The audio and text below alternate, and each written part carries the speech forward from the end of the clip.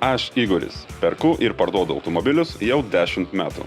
Per šį laiką padėjau susirasti naują šeimininką daugybei mašinų.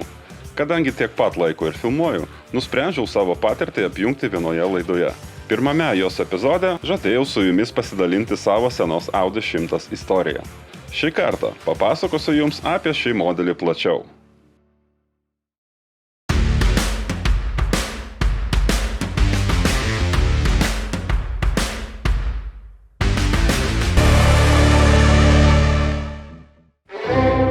Audi 100 – legendinė mašina, savo ilgaamžiškumu ir patikimumu užkariavusi 100 000 vairuotojų širdis. Su nedidelė persvara aplenkusi Ford Sierra ir 83 metais tapusi Europos metų automobiliu, Audi 100 turėjo išskirtinę aerodinamiką, kas leido sutaupyti daugiau kuro ir neliko nepastebėta pirkėjų. Dėl savo pailgo profilio, Audi 100 įvairiose šalyse buvo pravardžiuojama silke arba cigaru.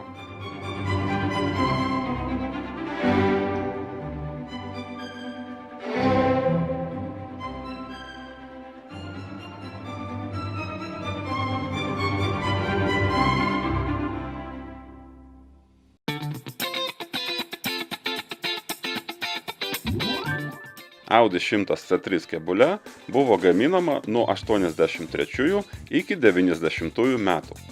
Koncernas pagamino 852 243 sedanus ir tik 122 852 universalus, kurie vadinosi Audi Avant. 88 metais Audi 100 gavo atnaujintą interjerą bei eksterjerą. Liaudiškai tariant, silkė tapo įleista ranka.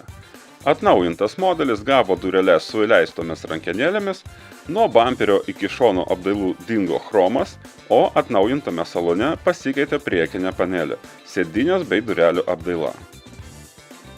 Variklių gama buvo ganėtinai plati. Benzininiai varikliai buvo 4 tipų, nuo 1,8 iki 2,3 litro, o dizeliniai 4, nuo 2 iki 2,5 litro. Benzininiai varikliai su Jetronic sistema turėdavo nemažai problemų ir ypač nemėgdavo dujų, o dizeliniai varikliai buvo nepriekaištingi ir taupūs. Šios mašinos pakaba klasikinė, McPherson tipo, varantieji ratai priekiniai. 85 metais pasaulyje išvydo pirmasis C3 sedanas su legendinė visų varančiųjų Quattro sistema, o kiek vėliau ir Avant Quattro. Dabar silkė yra labai populiari naudotų automobilių rinkoje. Tinkamai prižiūrėti egzemplioriai išlieka geros būklės, o kaina vis kyla. Neoficialiais duomenimis, koncernas pripažino C3 modelį nesėkmingiausiu savo istorijoje, nes šis modelis buvo toks patikimas, kad neatnešė koncernui didelio uždarbio iš pagarantinio remonto.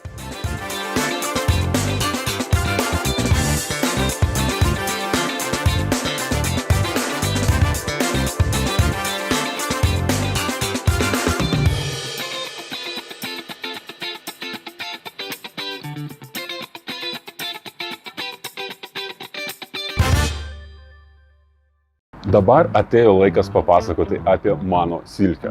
Kaip ir minėjau praeitoje laidoje, ją pirkau iš buvusio šeimininko, kuris Lietuvoje automobilį eksploatuodavo nuo 97 metų. Tai reiškia, kad automobiliui yra gerai žinoma, kas yra lietuviška žiema. Kadangi tuo metu dar neturėjau plano filmuoti savo silkės restauracijos proceso, pakeliui namo, veždamasis baltą lapą su ilgų trūkumų sąrašu iš techninės apžiūros stoties, sustojau ir nufotografavau automobilį. Vėliau prisėdau ir pradėjau galvoti, nuo ko pradėti. Visų pirma, mane erzino keistos priekinės grotelės. Niekaip nesupratau šio restylingo elemento, todėl susiradau Facebooko grupėje standartinės groteles ir užsidėjau. Iškart palengvėjo. Toliau pradėjau tvarkyti tai, kas trukdė praeiti techninę apžiūrą. Pakeičiau pablukusius galinius žibintus, pakeičiau kelias pakabos dalis, galinių stabdžių diskus ir suportus su trinkelėmis, rankinio stabdžių trosus, sutvarkiau sėdinių slankiklius bei padėties fiksatorius. Taipogi teko išardyti ir prietaisų skydelį, nes buvo sustojęs odometras. Jame teko pakeisti mažą plastikinį smagratį, kas yra visų šio modelio automobilių liga. Toliau, pagal istorinės transporto priemonės techninės apžiūros reikalavimus reikėjo paruošti sekančius dokumentus. Prašymo deklaraciją, transporto priemonės informacinį aprašą, transporto priemonės fotonuotraukas, transporto priemonės atitikti istoriniams transporto priemonės keliamiems reikalavimams patvirtinančius dokumentus. Prašyme nėra nieko sudėtingo.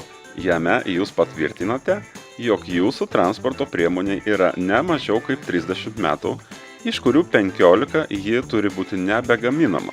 O štai transporto priemonės informacinis aprašas yra kur kas įdomesnis dalykas. Tai yra brošiūra, kurią privalote paruošti pagal duotą pavyzdį.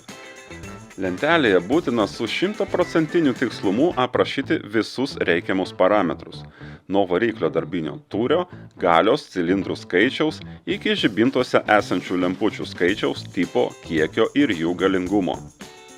Nurodysite bent vieną parametrą netiksliai, inspektorius pažymės kaip didelį trūkumą ir techninę apžiūrą galėsite bandyti pereiti iš naujo. Istorinės techninės apžiūros mokestis būtent mano automobiliui kainavo apie 100 eurų, pakartotinai pusę sumos. Be to inspektorius tikras nuotaikos žmogus. Jeigu jis bus prastos nuotaikos, o taip yra praktiškai visada, jis kabinėsis prie kiekvienos smulkmenos. Jaučiau įtampą, lyg būčiau matematikos brandos egzamine. Ir žinoma, gavau techninę apžiūrą iš antro karto. Kita informacinio aprašo dalis yra fotolentelė. Automobilio nuotraukas reikia paruošti pagal nustatytus reikalavimus. Turi aiškiai matytis ir po kapotu esančios gamyklinės lentelės ir interjero detalės. Svarbu paminėti, kad automobilio išvaizda turi būti autentiška, jokių negamyklinių detalių arba aksesuarų. Magnetola turi būti originali arba visai išimta. O jei jūsų automobilis benzininis, jame neturi būti negamyklinės dujų įrangos. Tik taip galėsite gauti istorinės transporto priemonės statusą. Ir tai dar ne viskas. Bus reikalingi transporto priemonės atitikti istoriniams transporto priemonės keliamiems reikalavimams patvirtinantis dokumentai. Jeigu turite automobilio eksploatacijos instrukciją, kaip vokiečiai ją švelniai vadina Betriebsanleitung, jums pasisekė. Jeigu ne, irgi ne bėda. Internete pilna šių knygelių PDF formatu. Galite parsisiųsti. Taip pat būtų neblogai turėti ir remonto vadovą. A4 formato knyga, kurią anksčiau visi pirkdavo turguje, kai dar neturėjome interneto. Taipogi, reikia surasti kokį nors periodinį leidinį arba jo kopiją su aktualia informacija, brošiūras, bukletus ir taip toliau. Su visais minėtais dokumentais galima vykti į techninę apžiūrą. Tik iš anksto užsiregistravus. Ant jūsų automobilio pakabins lipduką su užrašu ekspertizė ir ims tikrinti be eilės. Juk sumokėjote tiek pinigų, kad dabar esate svarbus klientas. Taigi, kam viso to reikia ir kokias privilegijas suteikia transporto priemonės istorinis statusas? Techninė apžiūra yra atliekama kas 5 metus. Be to, ji nėra tokia griežta kaip įprastiems automobiliams. Plius, registruojant transporto priemonę, jūs nemokate taršos mokesčio. Istoriniai valstybiniai numeriai kainuoja tiek pat kaip įprasti. Tiesa, su istoriniais numeriais įvyko nemalonūs pokyčiai. Anksčiau tai buvo rudos lentelės su balta H raide ir baltais skaičiais. Tačiau po kiek laiko rudos lentelės tapo nebegaminamos. Jas pakeitė baltomis su juoda H raide ir juodais skaičiais.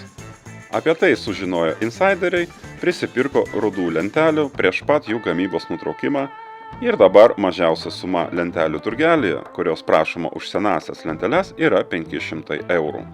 Aš net nesvarsčiau jų pirkimo, nes mano mašina nėra tokia ypatinga, kad būtų verta tokių investicijų. Todėl pasiėmiau baltas lenteles su galimybė pasirinkti skaičius. Tarp kitko, senasias mano automobilio lenteles man pavyko parduoti, nes pasirodo jos yra vertingos. Kadangi tai yra senosios, iki Lietuvos įstojimo į Europos Sąjungą gaminamos lentelės, jose puikuojasi Lietuvos trispalvė, o ne europinės žvaigždutės kaip dabar. Skaičiai buvo šiaip sau, raidės labai šiaip sau, bet štai atsirado vaikinas iš Kauno, kuris nusipirko šias lentelės savo BMW E36. Jam tiko lentelės, o man 90 eurų, kurios gavau už jas. Ir štai pagaliau mano automobilis gavo istorinį statusą. Tačiau tai buvo tik kelio pradžia. Toliau pradėjau nuo salono, kurio niekas niekada neplovė. Pasigrožėkite, kaip viskas atrodė, kai nusipirkau savo silkę. Lubos atsiklijavo, sėdynės plyšusios ir purvinos. Ant priekinės panelės ir durelių buvo priklijuota pigi medžio imitacijos plėvelė, kuri atsiklijavo ir paliko po savęs storą sunkiai nuplaunamų klijų sluoksnį. Nuo šios plėvelės šalinimo ir pradėjau. Nulupau ją, o klijus nuvaliau. Tada atidaviau automobilio meistrui, kuris už nedidelę kainą nuėmė lubas ir sėdynės. Naujai aptraukė lubas, sutvarkė plyšusias sėdynių dalis, bei viską surinko atgal. Vaizdas iš karto pagerėjo. Tada aš pradėjau salono cheminį valymą. Darbo buvo nemažai, nes giliai į veliūrą prasiskverbęs purvas išbuvo ten ilgus metus. Taipogi teko nuodugniai išvalyti ir visas plastikinės salono dalis. Durų kortas, panelę, kiekvieną rankeną ir mygtuką. Visos dalys buvo pakeitusios spalvą nuo nepriežiūros. Vėliau laukė kitas etapas – apdailos juostelių nuėmimas nuo durų bei panelės. Gamykliškai apdaila buvo nudažyta niekuo neapsaugotais dažais, kurie buvo apsibraižę ir sudarė papildomų nemalonumų. Juos teko nusmėlioti, o tai papildomos išlaidos. Pačios apdailos juostelės pagamintos iš tvirto aliuminio, todėl jų paviršiaus paruošimas bei apklijavimas nauja plėvele nekėlė joms pavojaus. Kai apdailos juostelės buvo naujai apklijuotos, atėjo laikas jas sumontuoti atgal į durų kortas ir panelę. Tai buvo malonesnis darbas, nes po truputį pradėjo matytis ir bendras salono restauracijos rezultatas. Kiekvienas varžtelis turėjo susirasti savo vietą. Kiekviena detalė kruopščiai ir atsargiai buvo surenkama atgal. Svarbi interjero detalė – vairas. Jį man pavyko nusipirkti labai nebrangiai, vos už 100 eurų. Restauruota tokio vairo kaina gali siekti ir 350 eurų. Dabar interjeras atrodo daug geriau, o su sportiniu vairu patogiau bei maloniau vairuoti automobilį. Talpioje 570 litrų talpos bagažinėje viskas be pakeitimų. Teko tik išvalyti paviršių. Taip pat teko pasikeisti ir grotuvą, kadangi vietoje originalios radijos buvo visiškai interjerui nepritaikytas kompaktinių diskų grotuvas. Originalios radijos kol kas neįsidėjau, nes jų kaina kandžiojasi. Rinkoje už geros būklės Audi Beta kasetinę radiją prašoma apie 100 eurų. Todėl kol kas man tarnauja kiek labiau įsipaišęs į bendrą vaizdą Sony grotuvas už 15 eurų. Mano šimtinė sankaba buvo visai susidėvėjusi. Pedalas buvo minkštas, o važiuojant dideliu greičiu ir norint dar pagreitėti, jautėsi, kai buksuoja sankabos diskas. Todėl teko planuotis sankabos komplekto keitimą. Didžiausia problema buvo tame, kad pagal skirtingus gamintojų katalogus sankabos komplekto numeris buvo vis skirtingas. Todėl visiškai neišardžius sankabos nebuvo aišku, koks komplektas yra tinkamas. Bet viskas pasibaigė laimingai ir be komplikacijų. Tinkamų detalių komplektas buvo surastas ir sumontuotas per vieną dieną. Na, o man teko eilinį sykį paploninti piniginę. Taigi, šiuo metu automobilis yra techniškai tvarkingas. Su atnaujintu salonu viskas atrodo puikiai, išskyrus kai kurias kėbulo dalis. Labai panašu į tai, kad silkė kažkada patyrė rimtesnę avariją. Buvo perdažytas kapotas, kairysis sparnas ir dalis vairuotojo durelių. Su laiku dažai išbluko ir dabar dažytos dalys skiriasi nuo originalių. Abudu priekiniai sparnai yra parūdiję apačioje. Tai yra dažna šio modelio problema, o kairysis sparnas surūdijo ir arkos viduryje. Dar viena probleminė vieta – aplink priekinį stiklą. Akmenukais apdaužyti statramsčiai ir stogas pradeda rūdyti ir tampa daugumos automobilių vairuotojų galvos skausmu. Mano automobilis šiose vietose jau buvo dažytas, bet laikas parodė, kad ne visai sėkmingai. Be to, priekinis stiklas vietomis yra skylęs, tikriausiai teks jį pakeisti. Kadangi vis tiek reikia išiminėti stiklą tvarkant statramsčius, pasikeisiu ir stiklą. Toliau lieka smulkmenos, bamperių prijuostės ir kitos smulkios detalės. Bet bendrai kėbulas yra labai geros būklės, dėka to, kad buvo visiškai cinkuotas. Vėliau tokių kokybiškų automobilių Audi nebegamino. Kiek kainuos dažymas, aš kol kas nežinau. Pats dažyti neturiu sąlygų, bet to šis amatas yra skirtas tikrai ne kiekvieno rankoms. Pasidariau nuotraukas ir bandysiu ieškoti meistro tarp draugų ir pažįstamų, o kai turėsiu aiškią sąmatą, nuspręsiu, ar dažyti šiais metais, ar jau ateinančiais. O dabar pasižiūrėkime, kuo tų metų Audi 100 galėjo pasigirti. Tai yra kiek geresnės nei bazinės komplektacijos automobilis, todėl salone yra viskas paprasta ir lakoniška. Prietaisų skydelis paprastas, be bordo kompiuterio. Langų pakėlėjai mechaniniai, tačiau veidrodžių reguliavimas elektrinis. Viduje nėra nei vienos oro pagalvės. Iš saugumo čia yra tik ABS bei saugos diržai.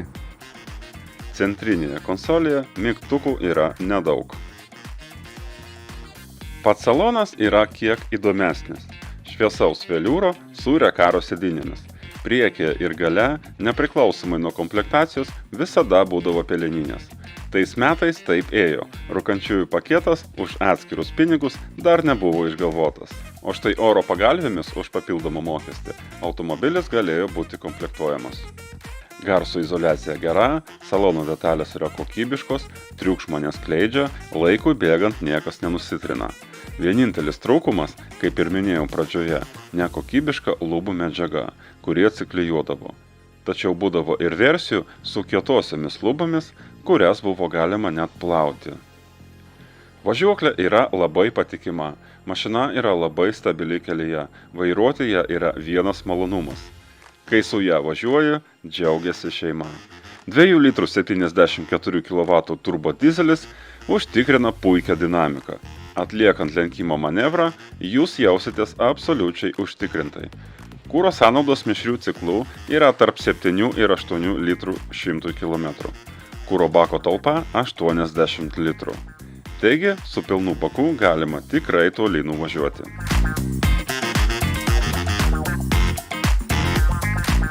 Štai taip vyksta mano silkės restauracijos procesai. Na, o laidos pabaigai aš jūs trumpai supažindinsiu su Lietuvoje itin retai sutinkamu visureigiu.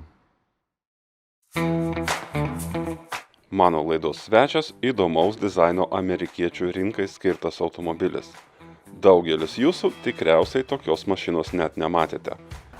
Suzuki XL7 tai yra labai didelis, patikimas, geras amerikonas. Asmeniškai aš mačiau tik 2 tokias mašinas Lietuvoje ir šis egzempliorius yra antras. Pasižiūrėkime, ką gero turi šitas automobilis. Po kapotu yra 3,6 litro benzininis V6 variklis su dujų įranga, kuris išvysto 180 kW. Gražiame šviesiame salone mus pasitinka Chevrolet vairas su Suzuki logotipu. Ką čia veikia vairas nuo Chevrolet? Pasirodo, Suzuki XL7 dalinasi platformą su pirmos kartos Chevrolet Equinox. Ir tai yra absoliučiai normalus reiškinys. Nemažai amerikietiškų mašinų yra sukurta bendroje platformoje. Dabar supratau, ką man šis Suzukis primena. Dalis kapoto, statramsčiai, veidrodėliai, stogas ir stiklas yra visiškai tos pačios formos kaip ir Chevrolet Equinox. Salonas yra erdvus, gražus ir funkcionalus. Jame komfortiškai gali keliauti 6 keleiviai ir vairuotojas.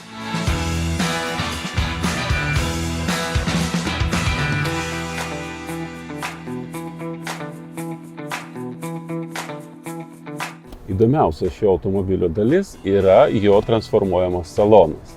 Taigi pasižiūrėkime, kaip galima iš čia pasiekti galinę eilę.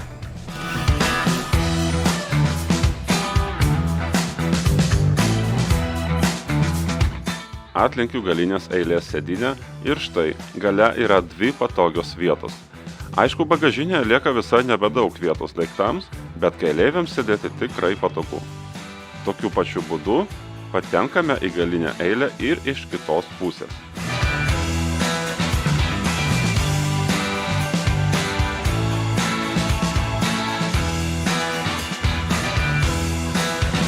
Vaikams čia tikrai patiks, o jų patogumai čia yra vietos pasidėti gėrimams bei skanėstams. Galinė dalis taipogi yra kondicionuojama, o salono viduje yra morališkai pasenęs, bet vis dar veikiantis DVD grotuvas su ekranu bei distanciniu pultu. Patogesniam įlipimui gale yra rankenos, o priekyje tokių rankenų nėra. Salonas transformuojasi greitai ir patogiai. Jame galite persivežti pavyzdžiui iškart 2 šaldytuvus arba nuvažiuoti į gamtą su nakvyne. Taigi šis automobilis puikiai tinka žmonėms, kurie turi didelį namą, šeimą arba mėgsta keliauti. Kaip matote, šio automobilio bagažinė yra tikrai talpi. Ir joje laisvai telpu visų ūgių net aš. Išskirtinis dizainas verčia atkreipti dėmesį į šį šeimyninį visureigį. Tačiau, manau, retas pasakytų, jog šis automobilis yra gražus. Grotelės šiek tiek primena Fordą, o žibintai turi šiek tiek panašumų į jo pirmtaką 2004 m Suzuki XL7. Galinė dalis yra nepanaši į nieką, bet man šiek tiek primena Chrysler Voyager. Net nežinau, kas atrodo simpatiškiau – bendraplatformis Chevrolet Equinox ar šis Suzukis. Aišku, tai yra skonio reikalas, tačiau šio nuo 2007 iki 2009 metų gaminto Suzukio pirkėjai nepamėgo, nors pats modelis, migruodamas iš vienos platformos iki kitos, gyvuoja ir dabar. Kaip ir visi naudoti automobiliai, šis taipogi turėjo kelis defektus. Buvo stipriai susidėvėjusi bei plyšusi vairuotojo sėdynė, kurią nupirkęs automobilį iš karto atidaviau restauracijai. Taipogi dujų reduktorius reikalavo aptarnavimo, tačiau kadangi esamam nebuvo įmanoma rasti dalių, buvo nuspręsta jį pakeisti nauju. Ir viskas, mašina paruošta pardavimui.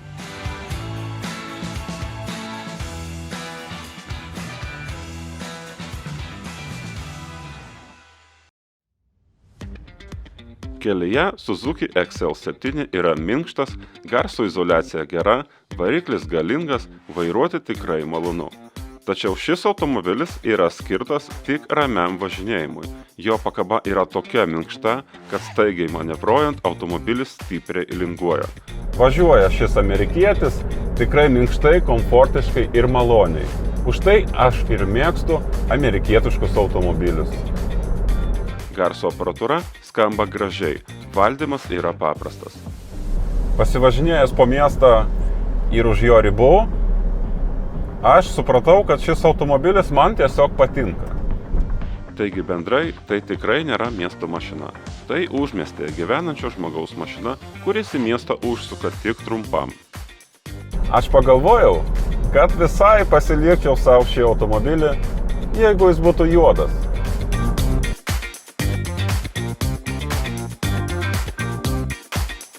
Kaip ir kiekvienas geras amerikietis, šis automobilis turi labai daug įvairių daiktadėžių akiniams ir kitiems daiktams. Na ir be abejo daug vietų vandens buteliukams, kavos puodeliams ir taip toliau.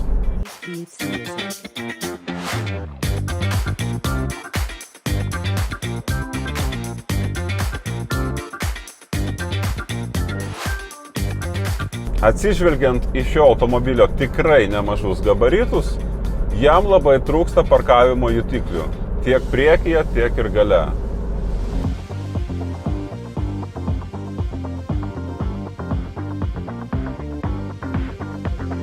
Taigi, šis automobilis man kainavo 3200 eurų.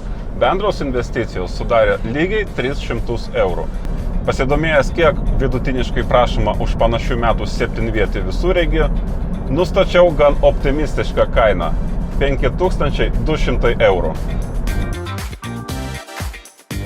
Kaip man sekėsi parduoti šį visureigį ir kiek pavyko užsidirbti, pamatysite kitoje mano laidoje. Ačiū, kad žiūrėjote ir iki kitų kartų.